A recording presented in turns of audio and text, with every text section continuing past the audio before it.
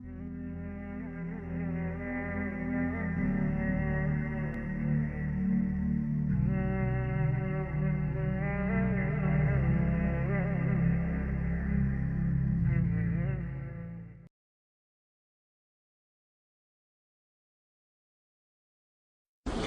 یہ نوٹ کر لیجئے، ہدایت و ضلالت اس دنیا میں جو مختلف حالتیں انسان پر طاری ہوتی ہیں، یا نعمتوں کی بارش ہو رہی ہے، یا تنگی ہے، فقر ہے، احتیاج ہے، دنیاوی حیثیت ہے، وجاہت ہے، یا دنیا میں گمنامی ہے، کسنوی پرست کے بھیا کیس تھی، کوئی آپ کا حال ہی نہیں پوچھ رہا کہ تم ہو کون، تمہارے منہ میں کتنے دانت ہیں، یا یہ کہ دنیا میں اقتدار کی کسی مسند پر انسان بیٹھا ہے، یا یہ کہ کوئی اس کے ہاتھ میں اختیار نہیں، یہ تمام جو حالات انسان پر طاری ہوتے ہیں، ان کے جواب میں جو طرز عمل فکری اعتبار سے اور عملاً انسان اختیار کرتا ہے، اس کے 4 درجے ہیں۔ پہلا درجہ ہے انتہائی گمراہی، ضل ضلالا بعیدا۔ وہ کیا ہے؟ اگر عزت ہوئی، نعمتیں ملی، فلاں دیوی یا دیوتا کی نگاہ کرم ہے، اس کی کرپا سے یہ ہو گیا، اور اگر کوئی تکلیف آ گئی، مصیبت آ گئی، معلوم ہوتا ہے کہ فلاں دیوی یا دیوتا ہم سے ناراض ہو گیا، یہ کالی دیوی کی طرف سے کوئی مصیبت آ گئی ہے، یا یہ کہ یہ لکشمی دیوی کی نگاہ کرم ہے کہ ہمیں دولت مل گئی ہے۔ یہ تو ہے شرک۔ شرک ہونے کے اعتبار سے یہ ہے ضل ضلالا بعیدا، انتہائی پستی۔ اس پستی سے اوپر آئیں گے تو توحید کی پہلی منزل ہے۔ عزت دی اللہ نے دی، اگر کوئی تنگی آ گئی، فقر، تکلیف، کوئی ذلت، رسوائی، یہ بھی اللہ کی طرف سے۔ ایک اعتبار سے تو انسان ہدایت پر آ گیا، بڑی گہرائی تھی اس گندگی کی اور اس خباثت کی جو شرک جس کا نام ہے، اس سے انسان نکل آیا، نجاست سے۔ توحید تو ہے، لیکن ابھی اس میں اس کی گمراہی کا ایک ایلیمنٹ شامل ہے، اور یہ گمراہی سے جب تک آگے نہیں آئے گا، اوپر نہیں ابھرے گا، اس کا طرز عمل کیا ہوگا کہ ذرا کچھ مل گیا، عزت مل گئی، پھولے نہیں سما رہے، اب زمین پر قدم نہیں ٹک رہے، گردن اکڑ رہی، کہیں محرومی ہو گئی، کوئی تکلیف آ گئی، کوئی مشقت، فقر آ گیا، اب بجھ کر رہ گئے۔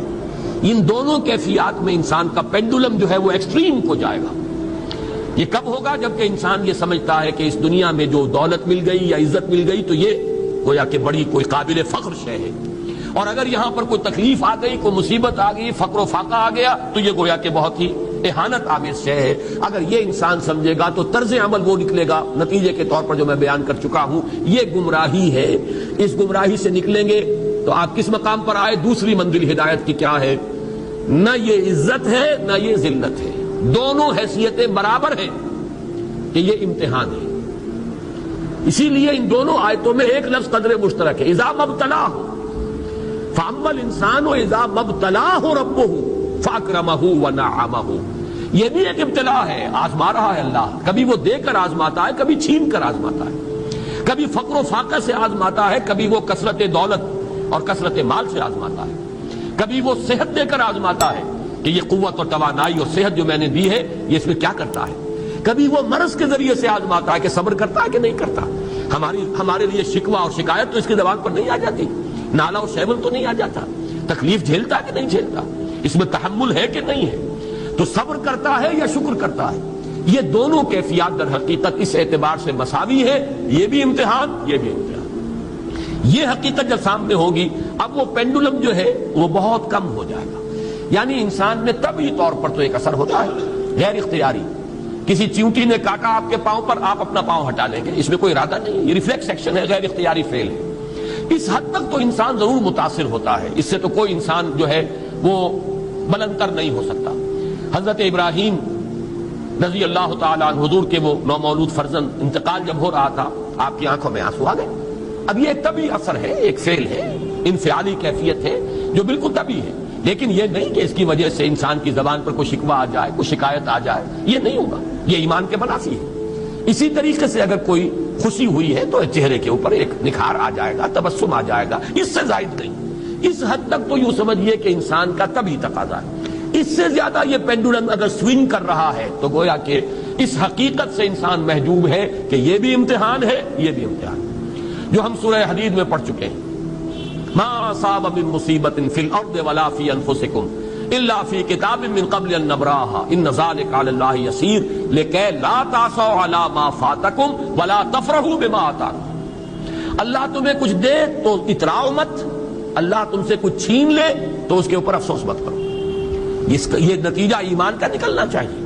اگر تمہیں ایمان ہے اللہ پر، اگر تمہیں یقین ہے کہ جو کچھ ہوا ہے اللہ کے اذن کے بغیر نہیں ہوا، اگر تمہیں یقین ہے کہ اللہ نے جو میرے لیے طے کیا ہے اس میں میرے لیے خیر ہی ہے، چاہے فی الحال فی الوقت فوری طور پر مجھے ناگوار محسوس ہو رہی ہے بات، لیکن یقیناً میرے لیے اس میں خیر ہے میرے رب کی طرف سے کہ ہر چیز کی ماریخ عین الطاف. ہم تو شارٹ سائٹڈ ہیں، ہم دیکھ نہیں سکتے کسی شے کو، ہم اس کے ظاہر کو دیکھ کر گھبرا اٹھتے ہیں کہ یہ تو تکلیف آ گئی، کیا پتا اسی کے پردے میں اللہ کی رحمت آ رہی ہے. میں نے وہ رئیس امروہوی کے اشعار آپ کو کئی دفعہ سنائے ہیں. وہ وقت آیا کہ ہم کو قدرت ہماری سعی و عمل کا پھل دے، بتا رہی ہے یہ ظلمت شب کہ صبح نزدیک آ رہی ہے. ابھی ہے کچھ امتحان باقی، فلاکتوں کے نشان باقی، قدم نہ پیچھے ہٹے کہ قسمت ابھی ہمیں آزما رہی ہے. رئیس اہل نظر سے کہہ دو کہ آزمائش سے جی نہ ہارے، جسے سمجھتے ہو آزمائش وہی تو بگڑی بنا رہی ہے.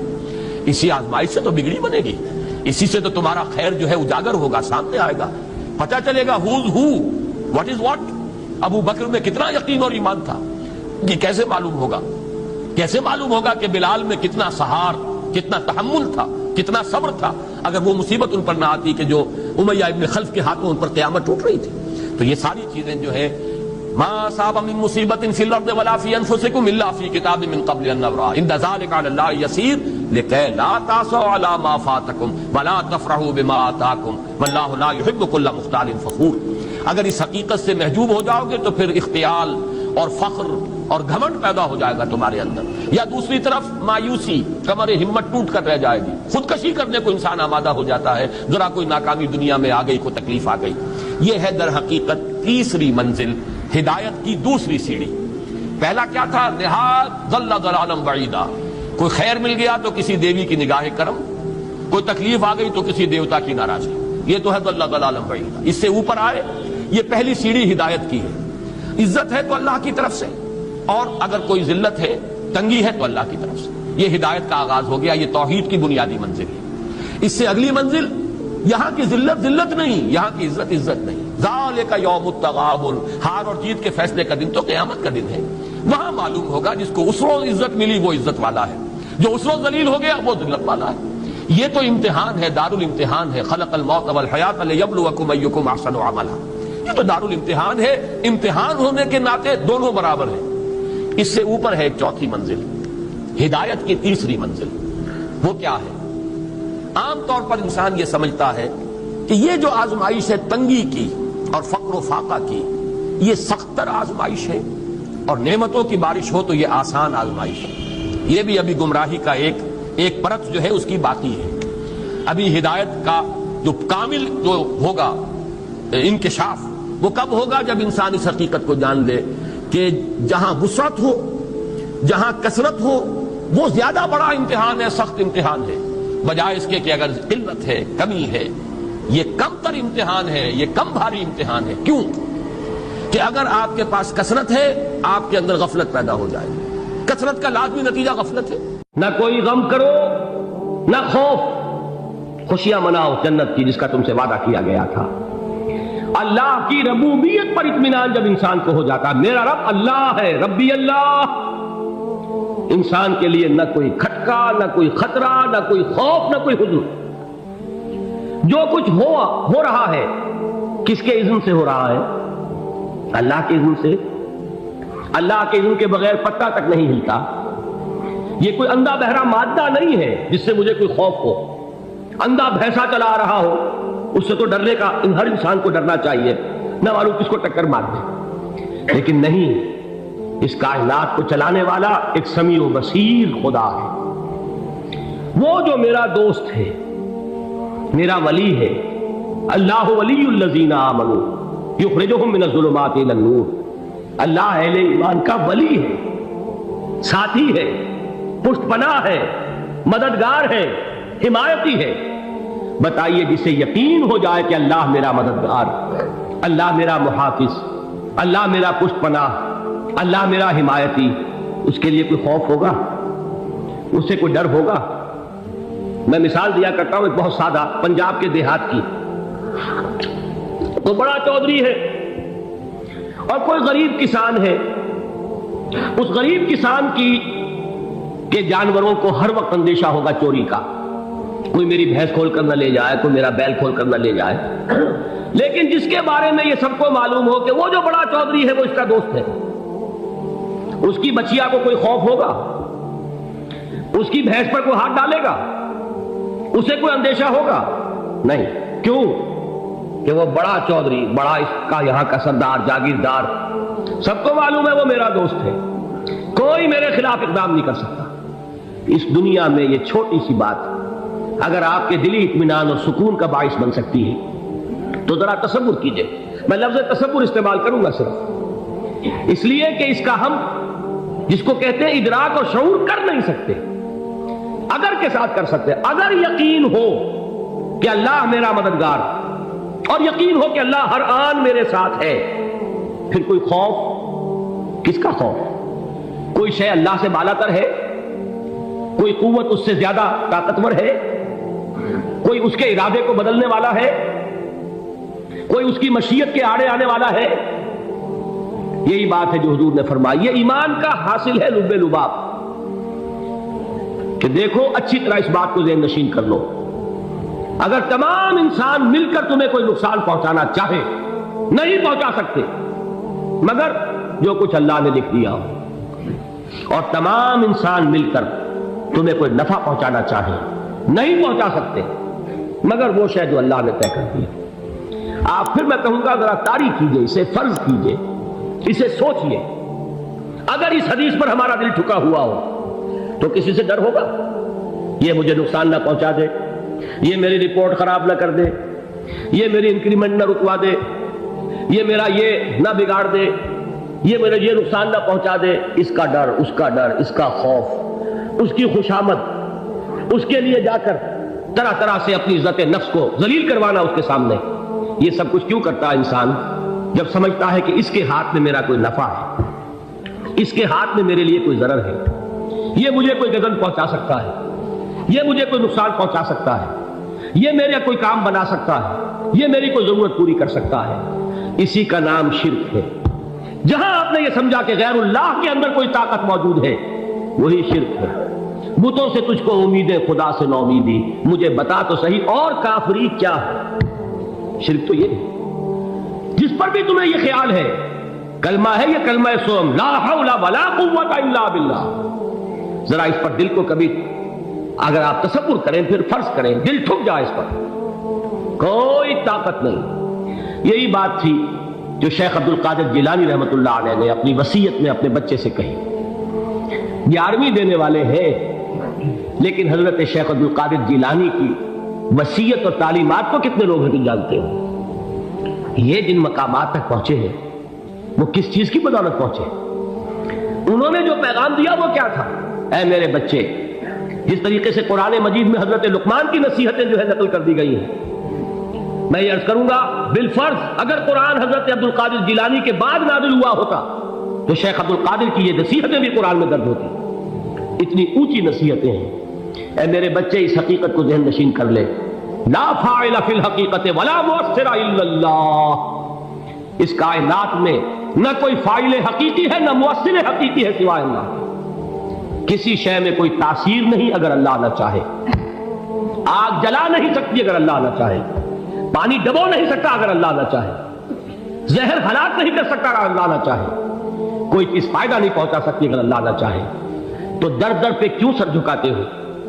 در در پر کیوں جبیں سائی کرتے ہو؟ سب کے سامنے کیوں ہاتھ پھیلاتے ہو؟ ایک اللہ سے مانگو، ایک اللہ کے سامنے زمین پر اپنی جبین رکھو.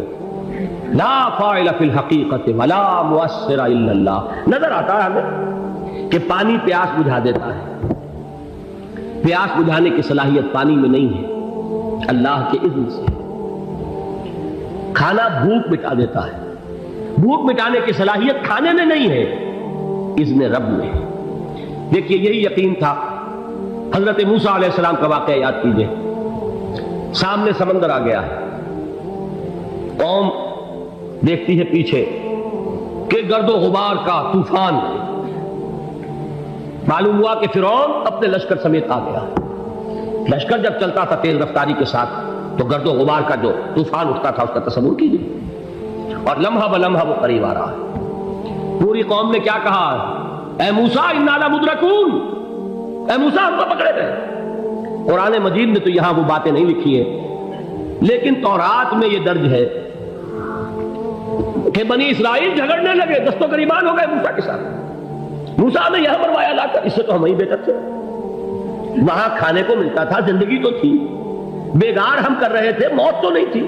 اب جو کچھ ہوگا اس کا تصور کرو، جس طریقے سے ہمارے ٹکڑے اڑائے جائیں گے۔ تو لڑ رہے ہیں حضرت موسیٰ علیہ السلام سے، یہ تورات کی تفصیل ہے۔ قرآن میں صرف اتنا آیا ہے، پریشان ہو کر انہوں نے کہا انا لمدرکون، موسیٰ ہم کو پکڑے گئے۔ اس وقت موسیٰ کا جواب کیا ہے؟ کلا ان معی ربی سیہدین، نہیں، میرے ساتھ میرا رب ہے، وہ راستہ دے گا۔ بتائیے کہاں راستہ نظر آ رہا ہے؟ یہ ہے ایمان بالغیب۔ راستہ نظر نہ آئے تب اللہ پر یقین ایمان ہے، جیب میں پیسے ہوں اور تب دل کو اطمینان ہے تو ایمان کس پر ہوا؟ پیسے پر، اللہ پر نہیں۔ جب وسائل و ذرائع نہ ہو اور پھر یقین ہو کہ اللہ مسبب الاسباب ہے، وہ اسباب کا پابند نہیں ہے، وہ اسباب کا محتاج نہیں ہے، اسباب اس کے محتاج ہے۔ اگر یہ یقین ہے تو اللہ پر ایمان ہے، یہ نہیں ہے تو تمہارا ایمان اسباب پر ہے، وسائل پر ہے، ذرائع پر ہے، مادیات پر ہے، اللہ پر نہیں۔ اس وقت کہاں راستہ تھا؟ کوئی راستہ تھا؟ سمندر ہے اور ادھر سے لشکر آ گیا ہے۔ کلا ان معی ربی سیہدین۔ اب دیکھیے ایمان کہہ دینا آسان ہے، ہوا معکم اینما کنتم، جہاں کہیں بھی تم ہوتے ہو اللہ تمہارے ساتھ ہوتا ہے، لیکن اس کا یقین قائم ہو جائے تو زمین و آسمان کا فرق واقع ہو جائے۔ یہی بات ہوئی حضور کے ساتھ۔ غار ہے، چھپے ہوئے ہیں محمد رسول اللہ اور آپ کے وہ یار غار ابو بکر صدیق رضی اللہ تعالی عنہ۔ اقبال نے حضرت ابو بکر کی شان میں چند اشعار کہیں صرف، لیکن واقعہ یہ ہے کہ بھاری بھاری نظموں پر اور قصیدوں پر بھاری ہے، طویل ترین نظمیں اور قصیدے ہوں ان پر بھاری ہے۔ ہمتیں ابو بکر کی ہمت جو ہے، کشت ملت را جو ابر، جیسے بارش سے کھیتی اپجتی ہے، ابو بکر کی ہمت اور عزیمت اس امت کو اسی طرح سینچنے والی ہے۔ ثانیے اسلام و غار و بدر و قبر، وہ دوسرے تھے اسلام میں، دوسرے پہلے کون تھے؟ انا اول المومنین، حضور فرماتے ہیں سب سے پہلا ایمان لانے والا میں، دوسرے ابو بکر۔ ویسے ہمارے ہاں یہ چلتا ہے اختلاف، حضرت علی پہلے ہیں کہ حضرت ابو بکر پہلے ہیں، لیکن اس میں بڑی خوبصورت تطبیق قائم کی ہے علماء نے اور بہت صحیح ہے۔ چار کے بارے میں فیصلہ ہی مت کرو کہ کون پہلے، ان کی ایک عجیب تقسیم کر دی ہے۔ آزاد مردوں میں، بالغ مردوں میں سب سے پہلے ابو بکر، بچوں میں سب سے پہلے علی، خواتین میں سب سے پہلے خدیجہ، اور غلاموں میں سب سے پہلے زید بن حارثہ۔ بڑی پیاری تقسیم ہے، یہ چاروں ہی پہلے ہیں، ہر ایک کے لیے اولیت ہے۔ اور واقعہ یہ ہے کہ اگر زمانی اعتبار سے تعین ہوگا تو پہلے خدیجۃ الکبریٰ آئیں گی رضی اللہ تعالی عنہ، کسی اور سے بات کرنے کی نوبت بعد میں آ سکتی ہے، پہلے تو اہلیہ محترمہ سے بات ہوئی، آتے ہی پہلی وحی ہوئی ہے، ابھی تبلیغ کا حکم نہیں تھا۔ کس کو بتایا واقعہ؟ ابھی اپنی نبوت کی تبلیغ کا تو حکم ہی نہیں آیا۔ واقعہ کس کا ہے؟ وہ خدیجہ کا ہے۔ جب کہا ہے کہ خشیت علی نفسی، مجھے اپنی جان کا اندیشہ ہے، تو کیا جواب دیا خدیجہ نے رضی اللہ تعالی عنہا؟ وہ صدیقۃ الکبریٰ ہے۔ صدیقات جو ہے خواتین، ان میں چوٹی پر خدیجۃ الکبریٰ ہے رضی اللہ تعالی عنہا، اور صدیق جو مرد ہیں ان میں صدیق اکبر ہے ابو بکر صدیق رضی اللہ تعالی عنہ، لیکن صدیقات میں چوٹی پر۔ جب حضور نے فرمایا خشیت علی نفسی، کیا فرمایا، کیا عرض کیا، کیسے تسلی دی؟ نہیں نہیں، اللہ آپ کو ضائع نہیں کرے گا، آپ غریبوں کے ہمدرد ہیں، آپ مساکین کے تکالیف رفع کرنے والے ہیں، آپ بیواؤں کی سرپرستی کرتے ہیں، آپ مسافروں کی خدمت کرتے ہیں، اللہ آپ کو ضائع نہیں کرے گا۔ یہ یقین ہے اس خاتون کے اندر۔ خیر وہ ایک علیحدہ بات ہو جائے گی۔ میرے دل پر حضرت خدیجہ رضی اللہ تعالیٰ عنہ کی شخصیت کا بڑا گہرا نقش ہے، جو وہ کوئی اور ہی وقت اور موقع ہوا تو بیان ہوگا۔ بہرحال اقبال نے ایک مصرے میں جو چار اولیتیں جمع کر دی ہیں، ہمت او کشت امت را چو ابر، ثانی اسلام و غار و بدر و قبر۔ اسلام میں حضور کے بعد پہلے کون؟ ابو بکر۔ غار میں حضور کے ساتھ کون؟ ابو بکر۔ بدر کی رات اللہ کا رسول سرب سجود، وہ جھاڑ، وہ گھاس پھوس کی جو جھوپڑی بنائی گئی تھی، اور وہاں تلوار ننگی لے کر پہرا دینے والا کون؟ ابو بکر۔ اور اس حجرہ عائشہ میں محمد کے بعد سب سے پہلے دفن ہونے والا کون؟ ابو بکر رضی اللہ تعالیٰ عنہ صلی اللہ علیہ وسلم۔ وہ جو معاملہ میں سنا رہا تھا غار ثور کا، حضرت ابو بکر بھی حضور کے خیال سے لرز گئے ہیں۔ آپ کو یاد ہوگا کہ جا کر پہلے تمام جتنے سوراخ تھے انہیں بند کیا ہے، ایک سوراخ رہ گیا تھا جس کو بند کرنے کے لیے کوئی کپڑا نہیں تھا، وہاں اپنی ایڑی رکھی ہے، تب کہا ہے حضور سے تشریف لائیے، اور اپنے زانو پر حضور کو لٹایا ہے، اور وہاں کسی موذی جانور نے کاٹا ہے، حضور کی آنکھ لگ گئی تھی، اس وقت اس بل کے اندر جو بھی بچھو ہے کیا ہے واللہ عالم، اس نے کاٹا ہے، اس کی تکلیف کی وجہ سے ابو بکر کی آنکھوں سے آنسو ٹپک گئے، حضور کے چہرے مبارک پر پڑے ہیں، تو حضور جاگے ہیں، معاملہ کیا ہے؟ ایڑی نہیں ہٹائی وہاں سے، مبادا وہ جانور وہاں سے نکل کر محمد الرسول اللہ کو کوئی گزن پہنچا دے، ابو بکر کی ایڑی ہے، جس طرح چاہے کھا لے، ختم کر دے، جان نکل جائے تب کوئی آنچ آئے محمد پر تو آئے، لیکن جیتے جی نہیں۔ وہ ہے ابو بکر حضور کے خیال سے۔ اس وقت حضور نے پھر اپنا لعاب دہن لگایا ہے، اور اس سے پھر آپ کی تکلیف ختم ہوئی۔ جیسے خیبر میں حضرت علی کی آنکھ دکھ رہی تھی، اس کو جو شفا حاصل ہوئی ہے وہ بھی حضور کے لعاب دہن سے ہوئی۔ تو بہرحال اس وقت انہوں نے کہا ہے کہ اے نبی یا رسول اللہ، اگر اس وقت ان میں سے کسی نے غیر ارادی طور پر بھی اپنے قدموں کی طرف جھانک لیا تو پکڑے جائیں۔ کیا جواب تھا اللہ کے رسول کا؟ لا تحزن ان اللہ معنا، اللہ ہمارے ساتھ ہے، کیوں گھبراتے ہو ابو بکر؟ یہ ہے ایمان باللہ، میرا مالک اللہ، میرا رازق اللہ، میرا محافظ اللہ، میرا مددگار اللہ، میرا پشت پناہ اللہ، میرا دوست اللہ۔